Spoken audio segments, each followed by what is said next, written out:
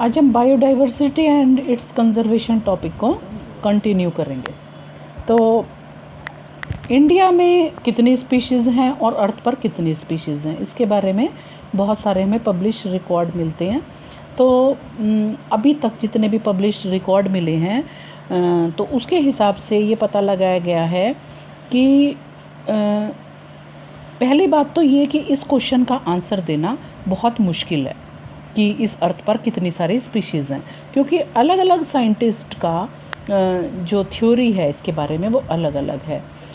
एक IUCN book है जिसको हम बोलते हैं international union for conservation of natural resources, उसके हिसाब से जो टोटल नंबर है प्लांट और एनिमल स्पीशीज़ के, तो ऐसा माना जाता है कि वो हैं 1.5 मिलियन।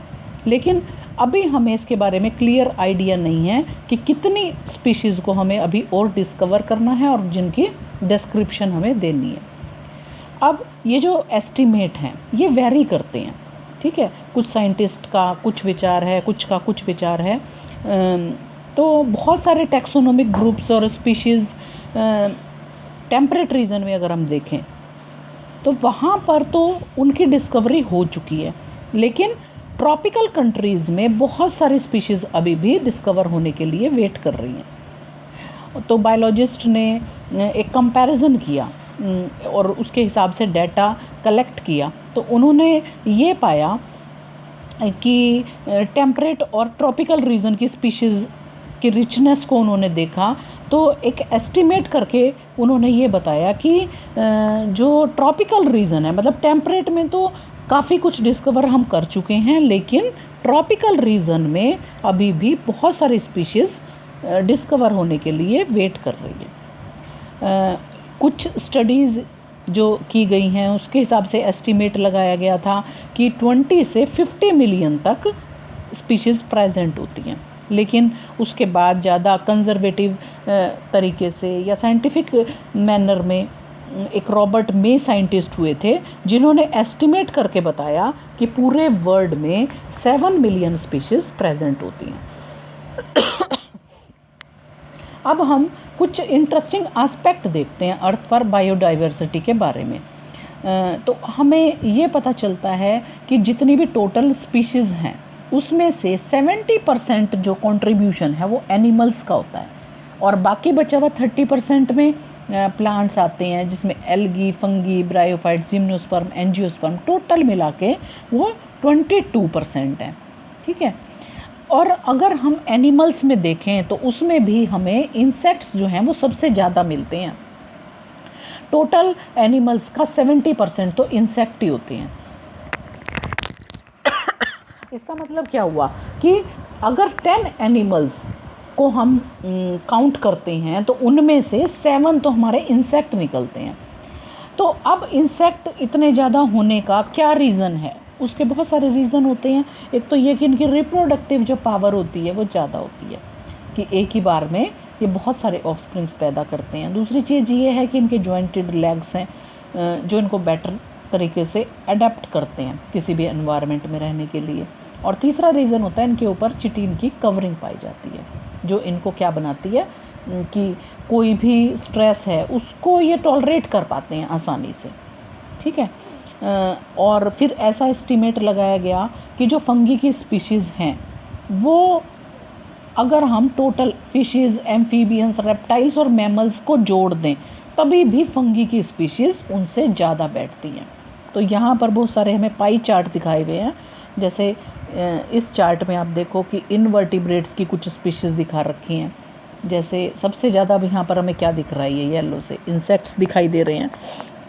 उसके बाद ये ऑरेंज से हमें दूसरे एनिमल्स हैं, और बाकी के ग्रीन कलर से मोलस्का दिखा रखे हैं, और इसमें क्रस्टेशियन सबसे कम दिखा रखे हैं। फिर आते हैं यहाँ पर एक पाई चार्ट दिखा रखा है वर्टिब्रेट के लिए। तो वर्टिब्रेट में हमें क्या दिख रहा है कि 50% जो पार्ट है वो कौन कवर कर रहा है? फिशेस कवर कर रही हैं। और फिर उसके बाद लगभग सेम मिल रहा है हमें मैमल्स, बर्ड, रेप्टाइल्स और एम्फीबियंस का। इसमें बहुत ज़्यादा डिफरेंस नहीं है। और यहाँ पर एक और पाई चार्ट है जिसको हम देखते हैं, तो यहाँ पर हमें दिख रहा है कि जो फंगी है, मोस्ट ऑफ द पार्ट किसने रखा है, फंगी ने और एंजियोस्पर्मिक प्लांट्स ने, और बाकी के जैसे एल्गी है या लाइकेन्स हैं ये शॉर्ट अमाउंट में प्रेजेंट है, इनका प्रोपोर्शन कम है। जैसे मॉसिस हैं, फर्न्स हैं, तो ये कम अमाउंट में प्रेजेंट हैं। तो अब ये जो भी हमने ये पाई चार्ट बनाई या जो भी एस्टिमेट लगाया, उसमें कहीं पर भी प्रोकैरियोट्स के बारे में कोई भी डिस्कशन नहीं किया गया, उनको कोई प्लेस ही नहीं दिया गया। तो बायोलॉजिस्ट इस बारे में श्योर नहीं है कि कितनी प्रोकैरियोटिक स्पीशीज़ हो सकती हैं।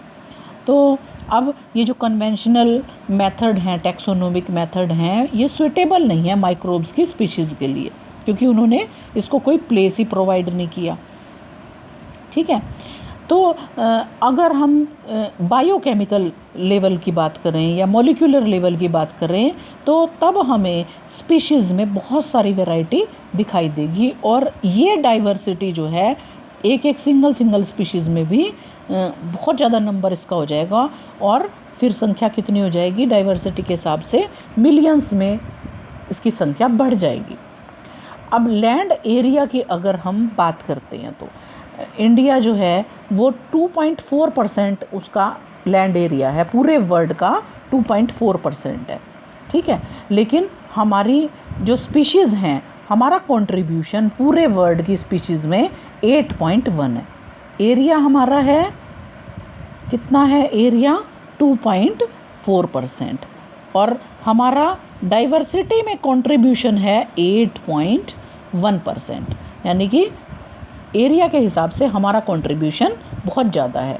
इसका मतलब ये है कि हमारा कंट्री जो है पूरे वर्ल्ड में मेगा डाइवर्सिटी रिच एरियाज़ में माना जाता है, और पूरे वर्ल्ड में इस तरह के मेगा डाइवर्सिटी रिच एरियाज़ कितने माने गए हैं, 12, तो इंडिया भी उसमें से एक है। अब ऐसा देखा गया कि 45,000 स्पीशीज़ प्लांट्स की, और इससे दुगनी लगभग 90,000 स्पीशीज़ एनिमल्स की इंडिया से रिकॉर्ड की जाती हैं, और कितनी स्पीशीज़ अभी भी वेट कर रही हैं जिनको हमें डिस्कवर करना है या जिनको हमें नाम देना है। तो अगर हम जो साइंटिस्ट थे मे, तो उनके अगर हम एस्टिमेट को माने तो वो ये कहते हैं कि उसका 25% जो टोटल स्पीशीज़ का पार्ट है वो अभी भी डिस्कवर करना बाकी है, उसको नाम देना बाकी है।